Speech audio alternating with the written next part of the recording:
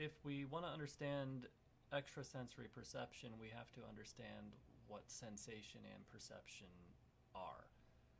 So when we look at something with our eyes, right, what we see is light bounces off that object, it goes into the eye, right? And that's not what we see. That image that goes to the eye goes to the brain, and the brain also, that's not what we see, right? The brain turns that into an image, and that image is a perception, right? And the perception, so we have a sensation, which is the eye receiving the light, and then we have a perception, which is the actual image that we experience in our mind, right? The world around us that we have access to. When I put my hand on a cup, or when I'm looking at tables and things like this is not what's there, right? I don't have any access to the object that I'm sensing. I only have access to my brain's interpretation, my perception of that object. And this is what makes a phenomena, right? A phenomena is this perception. It's the mental activity and the mental experience of something that we've perceived. So the sensation is the initial, this thing hits the sense organ, right? We touch something, or we see something, or we hear something, or whatever. And then the perception is the mental activity, and then the phenomena is the thing that we actually get to experience, right? The object as it is experienced, rather than the object as it is or may be. Now, why is this important? Extrasensory perception isn't really extrasensory, right? There is some level of sensation happening. There is then some level of perception happening. Anytime we have a perception, we're adding our own mental shit on there. We're loading it up with whatever we think about it. The classic example in Buddhism is like a flower, right? And some people really like that flower, and some people really don't like that flower. And when I see that flower, it makes me really happy. And when somebody else sees that flower, it makes them really mad.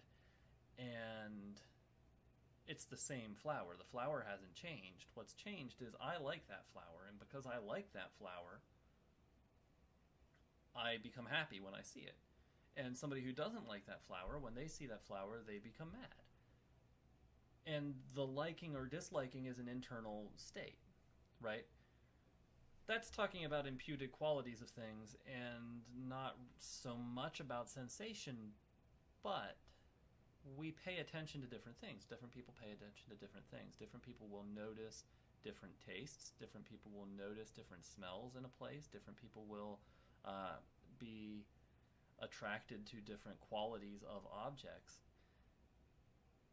And there's not any difference with those kinds of perceptions that are tied to physical sensation and psychic perceptions, extrasensory perceptions, that are outside our normal physical senses, but they're still being sensed psychically, right? There's still a psychic sensation occurring. The model that I use to represent this has to do with our energetic body.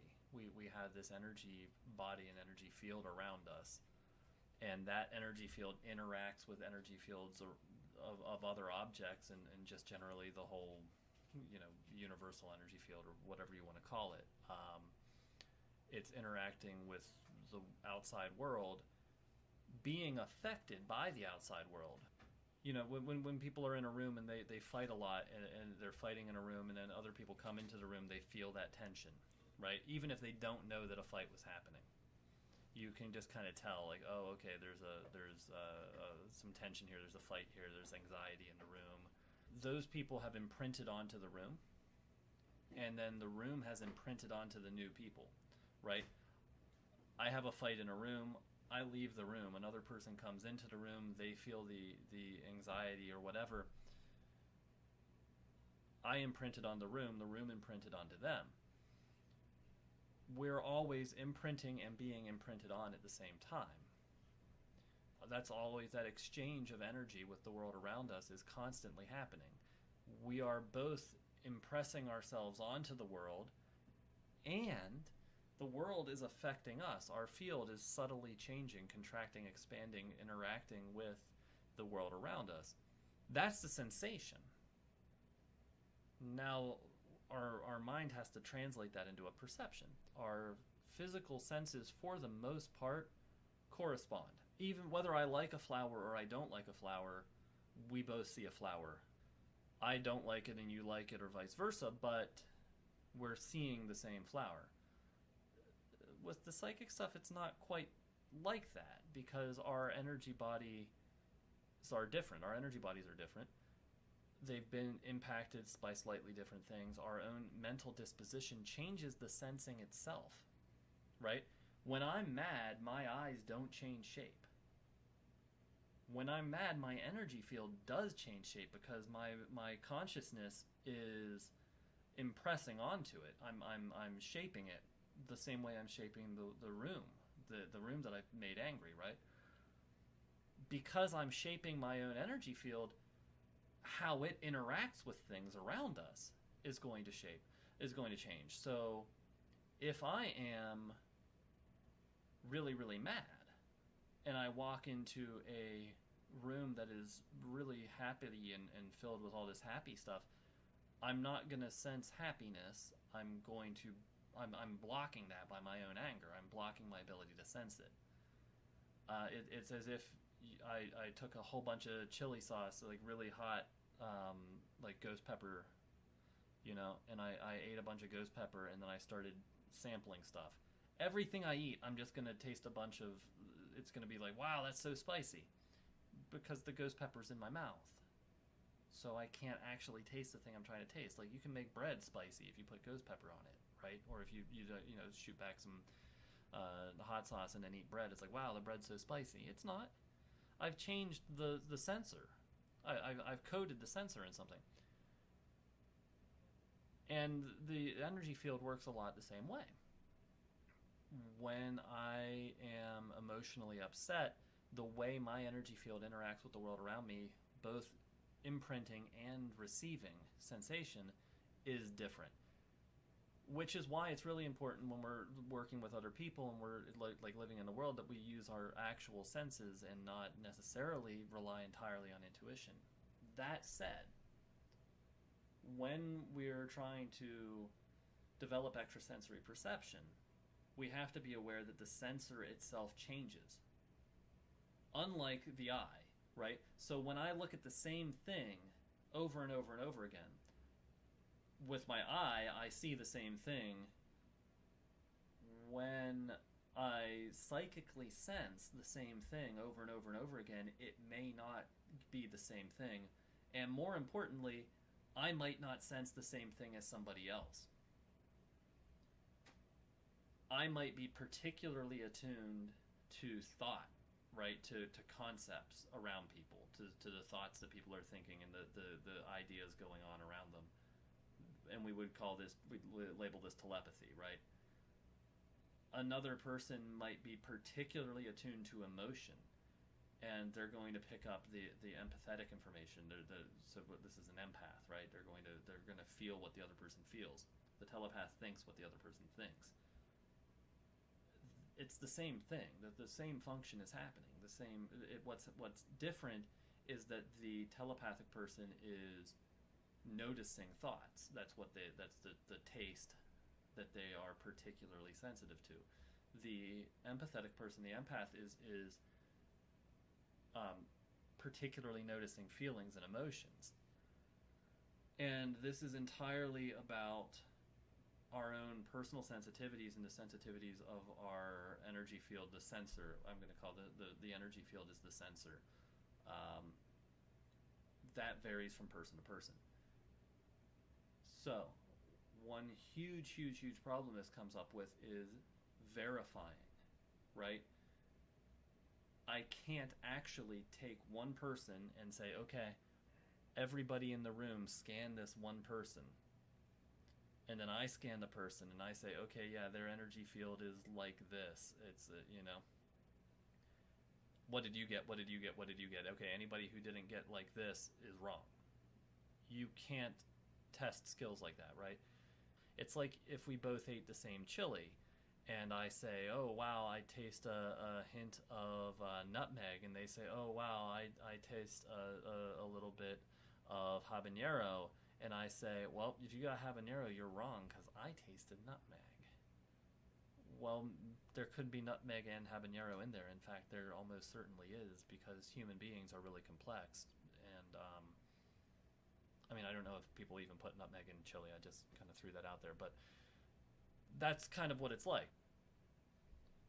Loop back around. Our sensors are actually different. It's not even just our perceptions. Our perceptions are different. Also, our sensors are different. We're adding our own mental stuff that's different. Also, the actual organ by which we're sensing, the actual energy body, the energetic self, or whatever we want to call it, is different. It's going to be tuned differently. If I'm really angry, I'm not sensitive to angry people.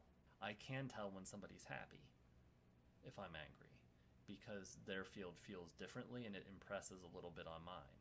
And then it gets into this little tug of war, right? Like, okay, this person's really calm and passive, and I'm really angry, and do I come down to their level, or do they escalate to my level?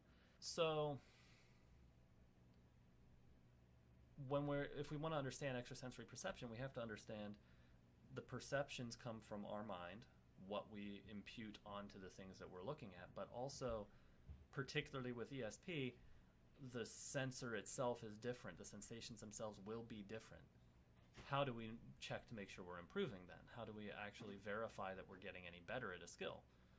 Because we can't verify by asking the crowd and polling the crowd, because their actual sensation of things is going to be different. The answer to that is that we have to develop internal consistency.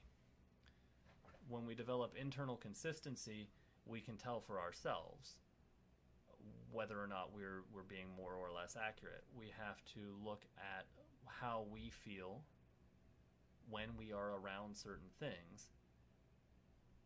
Then we can tell when we feel that way, if there's no physical thing that we can see.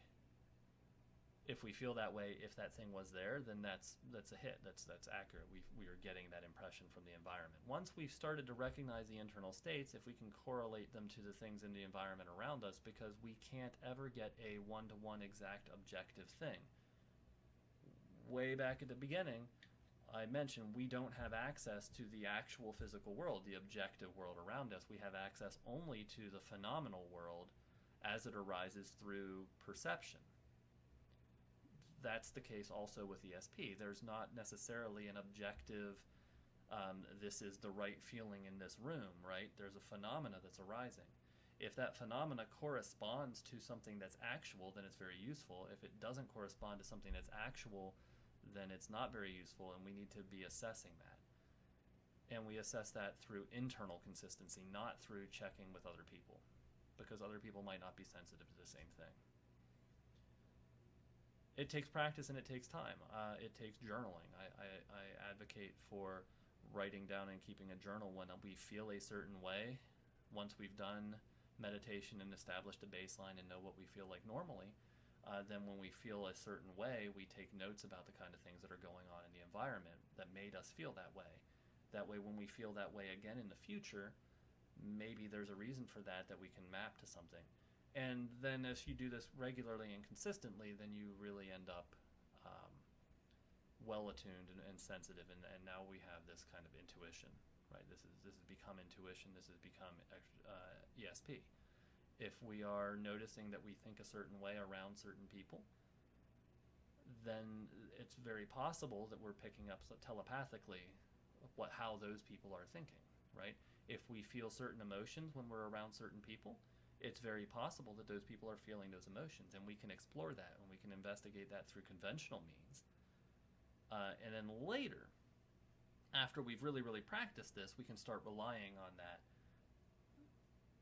But we have to understand that perception is something that occurs in our own mind, and especially with your psychic things, sensation isn't something that you can rely on to be consistent with other people.